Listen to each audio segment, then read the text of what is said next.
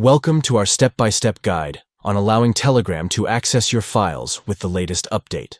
By following these instructions, you can grant Telegram the necessary permissions to interact with your files and media seamlessly. To begin, open the Settings app on your device. This is where you can manage various settings for your apps and system preferences. Next, scroll down and tap on Apps or Application Manager, depending on your device. This option allows you to view and control the settings for individual apps on your device. Locate and select Telegram from the list of apps displayed on your screen. This will take you to the specific settings for the Telegram app. Within the Telegram app settings, tap on Permissions. This is where you can control what permissions the app has on your device.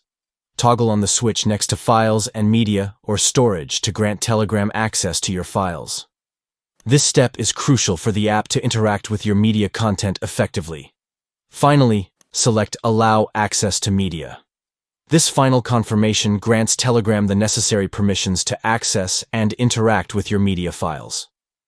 By following these steps, you can ensure that Telegram has the access it needs to your files and media, enhancing your user experience on the platform. Thank you for watching, and we hope this guide has helped you successfully enable Telegram to access your files. Enjoy seamless file sharing and communication using Telegram.